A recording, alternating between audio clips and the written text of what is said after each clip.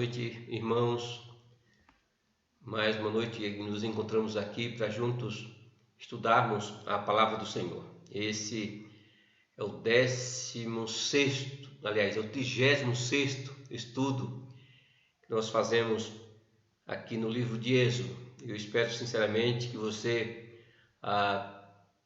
que tudo isso tenha contribuído para a sua vida espiritual, para o seu crescimento espiritual, para a sua comunhão com o Senhor. Portanto, abra a sua Bíblia lá em Êxodo capítulo de número 15. Êxodo capítulo de número 15, nós faremos a leitura dos versículos 22 até o versículo de número 27. Êxodo capítulo de número 15, dos versos 22 até o versículo de número 27, nos diz assim a palavra do Senhor. Fez Moisés partir a Israel do Mar Vermelho e saíram para o deserto de Sur. Caminharam 3 dias no deserto e não acharam água. Afinal chegaram a Mara. Todavia não puderam beber as águas de Mara, porque eram amargas, por isso chamou-se-lhe Mara. E o povo murmurou contra Moisés, dizendo: que haveremos de beber? Então Moisés clamou ao Senhor, e o Senhor lhe mostrou uma árvore. Lançou-a Moisés nas águas, e as águas se tornaram doces. Deu-lhes ali estatutos e uma ordenação, e ali os provou. E disse: se ouvires atento a voz do Senhor teu Deus, e fizeres o que é reto diante dos seus olhos, e deres ouvido aos seus mandamentos, e guardares todos os seus estatutos, nenhuma enfermidade virá sobre ti das que enviei sobre os egípcios, pois eu sou o Senhor que te sara. Então chegaram a Elim, onde havia 12 fontes de água e 70 palmeiras, e se acamparam junto das águas. Amém. Oremos, irmãos. Deus querido, nós te agradecemos por tua palavra. Sabemos que o Senhor, através da tua palavra, tem nos edificado, o Senhor tem nos ensinado, o Senhor tem moldado o nosso caráter. Fala conosco, em nome do Senhor Jesus Cristo. Amém. Irmãos, o Êxodo foi a verdadeira história da salvação de Israel. Mas o Êxodo também nos mostra o padrão da salvação de Deus em Cristo Jesus. E é por isso que o Novo Testamento descreve a obra de Cristo em termos do Êxodo. Jesus veio nos libertar quando nós éramos escravizados pelo Egito dos nossos pecados. Ele é o nosso Cordeiro Pascal, que derramou o seu sangue para nos livrar da maldição eterna. Ele também nos libertou através do Mar Vermelho. No seu sepultamento, Jesus passou pelas águas profundas da morte. Tudo isso, irmãos, é significativo no batismo cristão. O Êxodo foi uma previsão de um êxodo ainda maior. A libertação do pecado através da morte, sepultamento e ressurreição do Senhor Jesus Cristo. A experiência vivida pelo povo de Deus como a escravidão ao pecado, a escravidão, melhor dizendo, egípcia, confiar no Cordeiro de Deus, escapar da morte para obter a vida, entoar o cântico da salvação, peregrinar por um imenso deserto, viver pela lei de Deus e finalmente alcançar a terra prometida, também é a experiência da igreja do Senhor Jesus Cristo em nossos dias. Não temos dúvida disso. Nós também, irmãos, atravessamos o Mar Vermelho, caminhamos através desse imenso deserto. Haveremos de passar pelo último Jordão até alcançar a terra prometida. Mas não apenas isso. Como Israel duvidou inúmeras vezes, nós também duvidamos, e o castigo e o arrependimento também experimentamos novamente, bem como a ajuda e a fidelidade de Deus. A história traça um paralelo incrível entre aquilo que aconteceu e aquilo que nós vivemos. Tudo isso, irmãos, não é imaginação, mas é uma santa realidade. Um dia seremos tirados da nossa própria existência e colocados, plantados no meio da terra de Deus, na Canaã celestial. E é exatamente por isso que o Novo Testamento explica a conexão muito próxima entre o Êxodo e o grande Êxodo. Paulo nos traz essa lembrança quando ele diz o seguinte: estas coisas lhe sobrevieram como exemplos e foram escritas para advertência nossa, de nós outros sobre quem os fins dos tempos têm chegado. Em outras palavras, irmãos, a experiência de Israel foi em parte para o nosso benefício. Ou seja, o que aconteceu com eles nos ensina a viver para o Senhor Jesus Cristo. Nos ensina a viver em consagração ao Senhor, em santidade ao Senhor. Tendo em mente, então, essa conexão, o Evangelho nos ajuda a entender o que aconteceu aqui no final de Êxodo 15.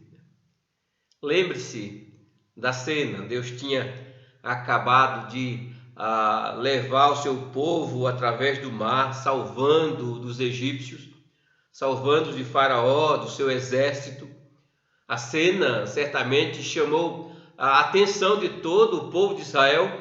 Esse milagre da graça de Deus certamente encheu seus corações de fé. Eles viram tudo isso, eles acreditaram e eles adoraram, eles louvaram ao Senhor por tudo isso. Mas o que vem depois disso? Para colocar a questão em termos de vida espiritual, o que vem depois da nossa salvação? Uma vez que os nossos pecados foram apagados, irmãos, o que vem depois? Vem a santificação, que é certamente um processo longo, um processo difícil de ser conformado à santidade de Deus. Os israelitas fizeram uma ruptura decisiva com o pecado quando eles saíram do Egito, com a escravidão, quando eles foram libertos do Egito. Mas ainda assim havia uma grande santificação que precisava acontecer. Esse processo, irmãos, começou quase que assim que a música parou, o louvor ao Senhor por causa da salvação terminou. O texto anterior faz menção a isso.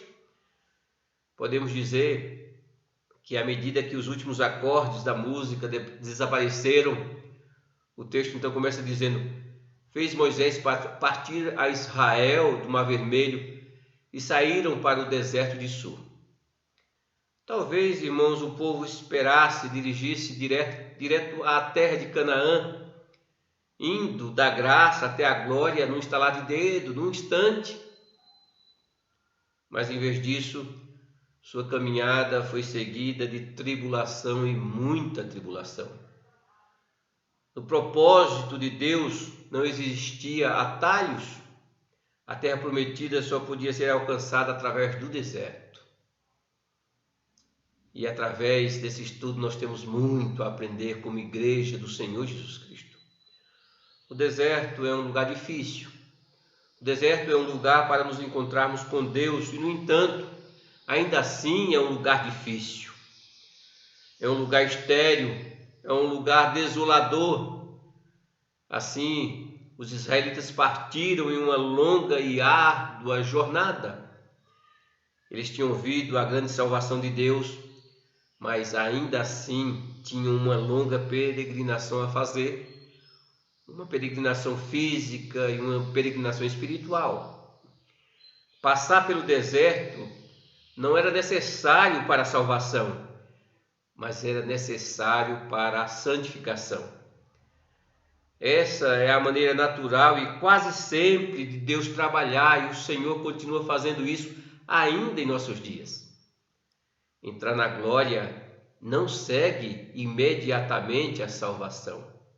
Não. Há um processo. Há um processo que a palavra de Deus chama de santificação. Ou como diz Paulo, aquilo que ele começou a fazer, ele vai terminar. Em vez disso, há um tempo há um tempo de preparação para que o povo de Deus receba a herança. Esse foi o método usado no caso dos israelitas, e esse método tem sido também usado em nossos dias para aprimorar o nosso caráter, aprimorar a nossa fé. Eles foram libertos da escravidão egípcia, mas ainda tinham muito a aprender. Por um lado, sua fé ainda era muito fraca, e levaria um tempo para que eles confiassem no Senhor totalmente. Eles foram levados a tempos de dificuldades e testes para que suas faculdades espirituais pudessem ser desenvolvidas através da prática. Através da prática. Irmãos, uma coisa é cantar, uma coisa é louvar a Deus por nossa libertação. Outra coisa é viver essa fé quando confrontados com os poderes da vida comum, com as dificuldades da vida comum. Separar esse desafio, superar esse desafio, entender esse desafio, os levaria a uma compreensão mais clara de si mesmo e do que significaria ter fé no Senhor, no Deus da salvação. A lição, irmãos, é fácil de entender. A igreja está agora vivendo no deserto. O Senhor veio uma vez para nos salvar e virá de novo para nos levar para a sua casa. Sabemos disso, temos certeza disso. No entanto, enquanto isso não acontece, estamos numa longa e difícil peregrinação que Deus está usando para nos tornar mais santos. Não duvide disso. Ou como diz a palavra de Deus ou como nos diz a palavra do Senhor, através de muitas tribulações, nos importa entrar no reino de Deus. Isso, irmãos, não significa que a nossa salvação não esteja segura, nada disso. Estamos seguros porque é Deus que nos conduz até o fim da nossa jornada, mas ainda assim não podemos esquecer que o caminho ainda é difícil, é por demais difícil. Vamos enfrentar decepções, dificuldades, desânimos, dúvidas e uma série de outras coisas. Vamos ter que enfrentar para colocarmos a nossa fé em prática. Todos os nossos problemas, perseguições devem nos ensinar a depender apenas de Deus e ter a nossa confiança absoluta em sua fidelidade. Para que isso aconteça, é importante, irmãos, que saibamos onde estamos nessa caminhada cristã. Ainda não chegamos à terra prometida. Ainda estamos no deserto onde Deus nos santifica. Saber disso, irmãos, nos impede de ter ou de manter uma expectativa errada e também nos permite nos alegrar ao passarmos por várias provações.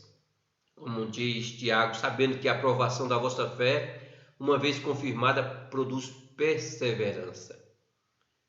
Dito isto, irmãos, gostaria então de começarmos fazendo uma pergunta. Como se comportou os israelitas na sua primeira prova? Prontos ou não, os israelitas entraram no deserto. Naqueles dias, o deserto de Sur se estendia do Egito e pegava quase todo o caminho até a Palestina. É claro que eles não acharam isso muito hospitaleiro, não acharam isso muito bom, não viram nisso nenhum conforto, é claro, fica evidente. O clima do deserto não é bom, a sua vegetação é escassa, é insuficiente para sustentar tanta gente. Embora houvesse alguns oásis no deserto, é verdade que os israelitas logo se encontraram em real dificuldade.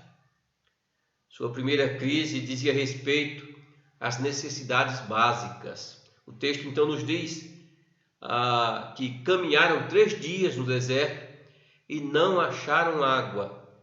Afinal, chegaram a Mara, todavia não puderam beber as águas de Mara, porque eram amargas. E o povo murmurou contra Moisés, dizendo: que haveremos de beber? Podemos imaginar a amargura do desapontamento do povo. No 3º dia, as pessoas deveriam estar desesperadas. Se não encontrassem água, certamente morreriam.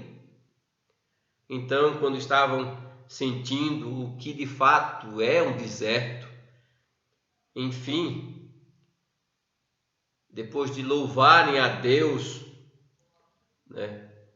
depois de expressarem louvor por aquilo que Deus havia feito, eles começaram a enfrentar as primeiras dificuldades. Viram, então, um oásis no horizonte. Então se apressaram para chegar ali, certamente, mas quando abaixaram para tomar ali um copo de água, eles tiveram que cuspir. As águas não eram boas. A água, nós sabemos, ela é essencial à vida, sabemos disso. A situação, sabemos, era urgente, era beber ou morrer. Nesse ponto, irmãos, eles deveriam ter suplicado a Deus por ajuda, pedindo ao Senhor que lhes desse água. Lembre-se que eles tinham todos os motivos para crer em Deus. Deus tinha ouvido suas orações quando eles ainda estavam no Egito. Eles sabiam que o Senhor tinha poder sobre a criação, sobre a natureza, porque eles testemunharam as pragas. Eles viram todos aqueles sinais. Eles testemunharam suas maravilhas. Eles testemunharam aquilo que o Senhor fez no Mar Vermelho. Seu domínio sobre os ventos, sobre as ondas. Mas ainda assim, irmãos, Deus conduziu os israelitas por aquele lugar, e mesmo aquele oásis amargo era parte do seu plano providencial, para que se lembrassem da bondade do Senhor. Tudo o que tinham que fazer era olhar para cima. A nuvem estava logo ali, a nuvem que os guiava estava logo ali. Se eles compreendessem os propósitos do Senhor, eles não teriam nada para se queixar e todas as razões para crer que mais uma vez Deus os salvaria.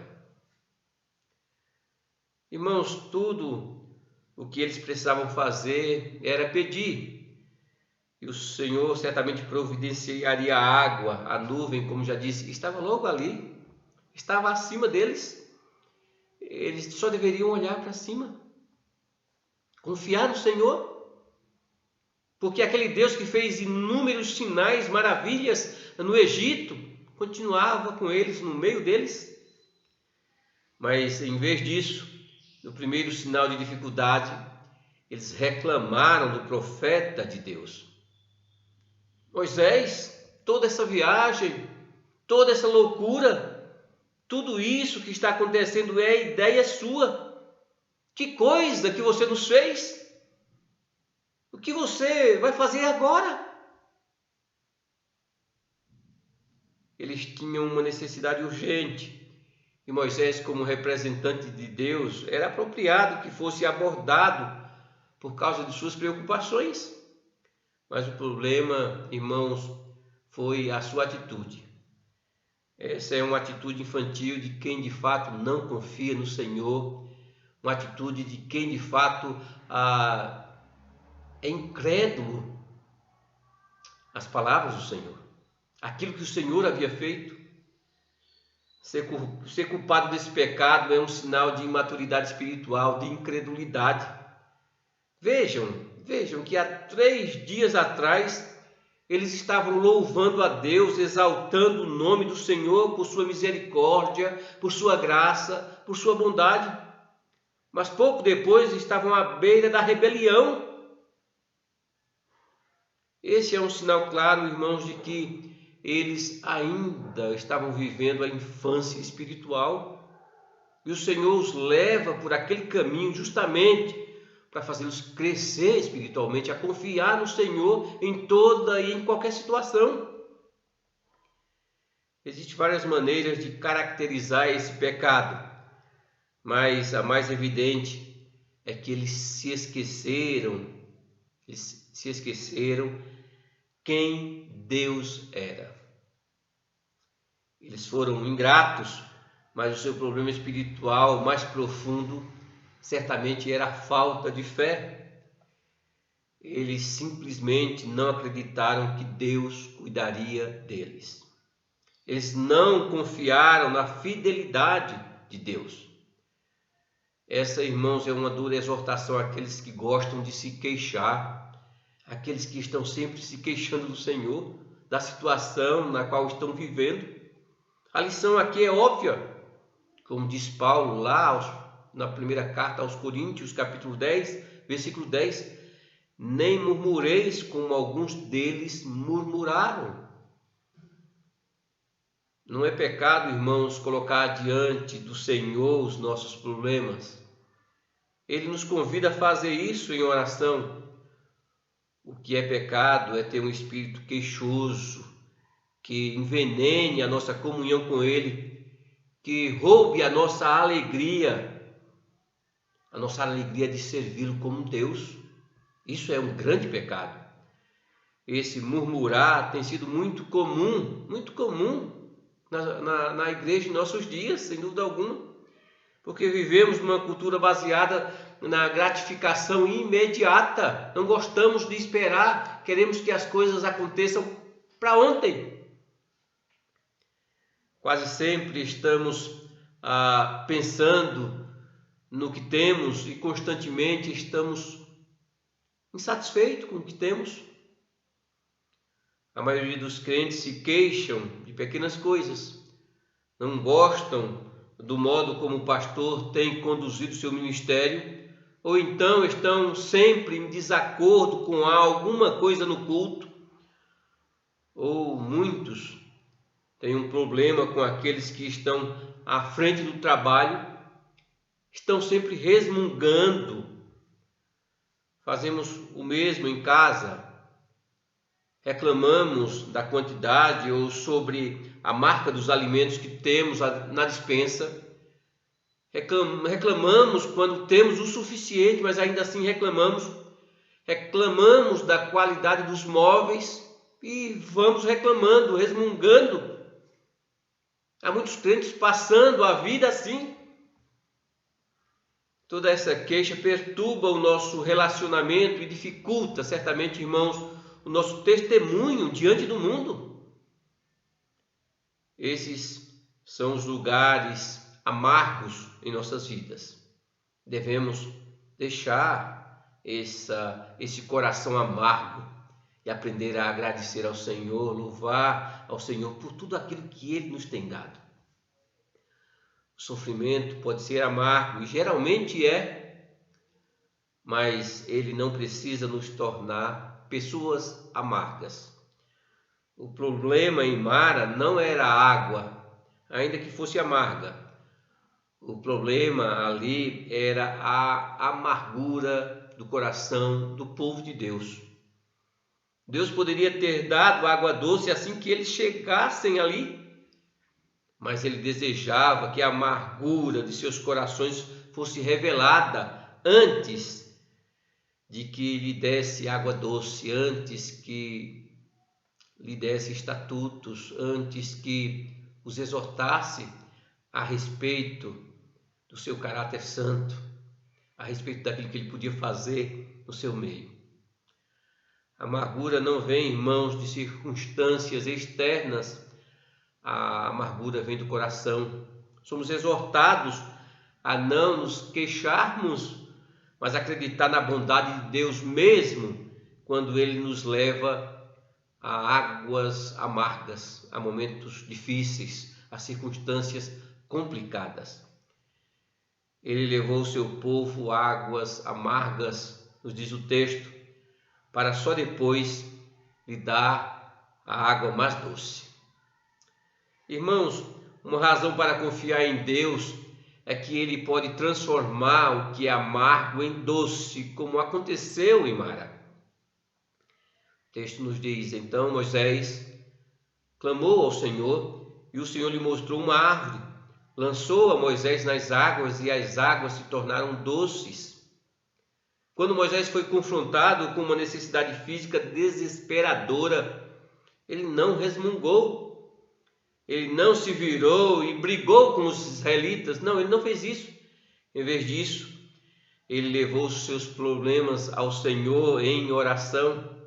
Ele sabia como lidar com uma situação difícil de maneira espiritual. Ele sabia que o Deus que os tirou daquela escravidão seria o mesmo Deus que os alimentaria, que os guiaria. Devemos aprender isso, irmãos. O Senhor, Ele se faz presente conosco em todos os momentos das nossas vidas. Quando Moisés clamou a Deus, sua pequena oração realizou mais do que todos os murmúrios dos israelitas, porque Moisés cria no Deus da providência. Quando ele clamou, Deus respondeu, mostrando a ele uma árvore. Quando ele atirou aquela árvore nas águas, o texto aí nos diz que as águas se tornaram doces e eles puderam beber, desfrutar, de maneira que se satisfizessem, matassem a sua sede. Mas uma pergunta que podemos fazer: por que Deus fez isso? Ele fez isso, irmãos, para mostrar a sua misericórdia, Ele fez isso para mostrar a sua graça. Ele também o fez para que aprendamos a confiar nele, unicamente nele. Deus deseja que tenhamos uma profunda dependência dele, da sua capacidade e poder de prover aquilo que é necessário à nossa vida. O Senhor queria que o povo entendesse isso e o Senhor deseja que entendamos isso. Muitas vezes Ele nos ensina essa lição. Primeiro, irmãos, nos levando a provar a água amarga. Isso foi verdade para Israel. Foram as águas amargas de Mara que aumentaram a sua fé. Essa é uma lição que a maioria de nós precisamos passar de vez em quando, sem dúvida alguma, para aprendermos até que finalmente cheguemos ao ponto em que jamais questionemos, chegarmos ao ponto de que jamais questionaremos ao Senhor por tudo aquilo que Ele tem feito, ainda que não entendamos os seus caminhos. Atente a isso. Precisamos aprender essas verdades. Irmãos, em Mara Deus transformou o que estava amargo em córregos de água doce, água refrescante. Essa demonstração poderosa da sua providência também é uma grande lição na vida da igreja, na minha vida e na sua vida. Irmãos, essas verdades não estão aqui para que tão somente afete o nosso conhecimento, traga conhecimento maior daquilo que o Senhor fez ao povo lá no passado. Não. Essas verdades estão aqui para nos ensinar a praticar de fato a nossa fé. Uma lição espiritual para que de fato nós possamos crescer na comunhão com o nosso Deus. Um aprendizado vital para o restante do caminho, para o restante da nossa peregrinação. O texto aí nos diz: deu-lhes ali estatutos e uma ordenação, e ali os provou e disse: se ouvires atento a voz do Senhor teu Deus, e fizeres o que é reto diante dos meus olhos, e deres ouvidos aos seus mandamentos, e guardares todos os seus estatutos, nenhuma enfermidade virá sobre ti, das que enviei sobre os egípcios, pois eu sou o Senhor que sara. Deus testou o seu povo. Em Mara, ele os educou, fazendo ali uma pequena aliança, na qual ele estabeleceu os termos do seu relacionamento com o seu povo. Deus deu ao seu povo um contrato com advertências e promessas, bênçãos e maldição. Deus exigia que eles vivessem para a sua glória. Eles já tinham sido salvos, mas agora era hora de se santificarem ao Senhor. Era hora da sua santificação. A fé genuína, irmãos, sempre nos leva à santificação. Sempre nos leva à santificação, não nos esqueçamos disso. Deus quer que façamos mais do que simplesmente acreditar no que Ele fez. Ele também quer que obedeçamos o que Ele ordenou. Deus deu a Israel uma instrução para ajudá-los a viver para a sua glória. Uma vez que fomos salvos do pecado, a maneira de experimentar a plenitude da bênção de Deus é confiar nele, só nele, a Ele obedecer. Deus deu ao seu povo esses comandos para ver o que suas obras revelariam sobre o seu relacionamento com Ele. A obediência é a prova viva da fé, não tenhamos dúvida disso. Mas se eles obedecessem ou não, haveria consequências. O texto deixa muito claro isso. É assim que a aliança do Senhor sempre funciona. As cláusulas contêm promessas e advertências, bênçãos e maldição. Obediência nos leva a essas bênçãos. A desobediência nos leva a sermos disciplinados pelo Senhor. Se você ouvir, Deus não testou o seu povo para que falhassem, mas na esperança de que eles aprendessem a obedecer ao Senhor, a confiar no Senhor. Frequentemente, irmãos, falhamos da mesma forma que o povo de Israel lá no Antigo Testamento. Nossa necessidade de provisão é o teste da nossa fé. Mas quando chega o tempo do teste, ao invés de esperar em Deus com confiança, ficamos ansiosos, ficamos irritados, quando deveríamos descansar nesse mesmo Deus. Há uma grande bênção para aqueles que de fato aprendem a confiar, aprendem a obedecer ao Senhor. A exortação de Deus em Mara veio com uma promessa: se o seu povo obedecesse, Ele não só o pouparia das pragas, mas também Deus curaria suas doenças. Naquele lugar, Deus demonstrou o seu poder de cura ao curar as águas amargas. E isso, irmãos, tinha como objetivo, como um propósito, ensinar os israelitas a confiar nele por outros tipos de cura. O salmista entendia muito bem isso quando ele escreveu: Ele é quem perdoa todas as tuas iniquidades, quem sara todas as tuas enfermidades. Jesus era famoso pelos seus milagres, curas. Ele curou a muitos. Mas tudo isso, irmãos, apontava para uma realidade muito mais profunda, a saber que Jesus é o médico para tudo que aflige a nossa alma.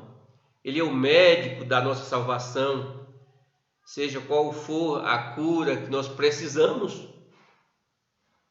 O texto bíblico termina dizendo que Deus os levou até a um oásis. Depois da sua amarga experiência em Mara,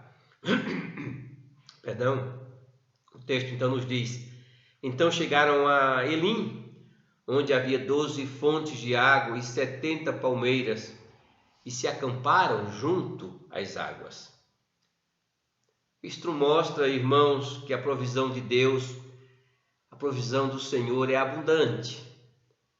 Seria suficiente que Deus nos desse o que precisamos para sobreviver, mas normalmente Ele nos dá muito mais do que o suficiente.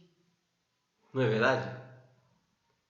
Isso significa, irmãos, que Deus atenderá às nossas necessidades materiais, que Deus é aquele Deus que nos sustenta, que Ele prometeu, certamente Ele prometeu mais que isso, Ele prometeu atender todas as nossas necessidades espirituais mais profundas, não apenas nossas necessidades materiais. Ele prometeu nos perdoar, Ele prometeu que teríamos a comunhão com Ele, não apenas hoje, mas uma comunhão eterna. Todos que vêm ao Senhor Jesus Cristo descobrem que Ele dá sentido às nossas vidas em todos os sentidos. Esse é o Deus maravilhoso, é o Deus da nossa salvação, esse Deus que atuou de maneira tão poderosa lá no Egito, com o seu povo, lá no Antigo Testamento. Então todos nós podemos ir a Ele, porque Ele mesmo disse: aquele que tem sede, venha, e quem quiser, receba de graça a água da vida. Irmãos, que sejamos edificados por Sua palavra, que cresçamos em comunhão com Ele, que cresçamos em comunhão, em santificação, que possamos estar a todo instante à sombra do nosso Deus, onipotente, de maneira que diante das dúvidas, diante dos percalços, diante das dificuldades, tudo que temos que fazer é olhar para cima, usando o termo que já fiz aqui. A nuvem está logo ali. Deus, Ele prometeu que se clamarmos por Ele, Ele ouviria, Ele atenderia as nossas orações, as nossas petições. Portanto, descanse no Senhor e viva para a glória do Senhor. Que o Senhor nos abençoe grandemente. Amém. Oremos, irmãos. Deus querido, nós te agradecemos. Nós te louvamos por Tua palavra, pelos Teus ensinos. Te agradecemos, ó Pai, porque a Tua palavra é viva diante dos nossos olhos. Te agradecemos porque o Senhor, através do Teu Santo Espírito, nos tem dado, ó Pai, a devida compreensão dos Teus mandamentos. O Senhor tem nos instruído, o Senhor tem nos edificado. Portanto, Senhor, guarda-nos de todo mal. Faz com que vivamos essas verdades, pratiquemos a nossa fé, de maneira que em tudo, absolutamente tudo, Teu nome seja glorificado. Abençoa-nos, Senhor, em nome do Senhor Jesus Cristo. Amém. Que o Senhor o abençoe, que o Senhor nos abençoe. E na próxima quarta-feira daremos sequência ao nosso estudo bíblico. Daremos sequência a esse texto da Palavra de Deus. Amém.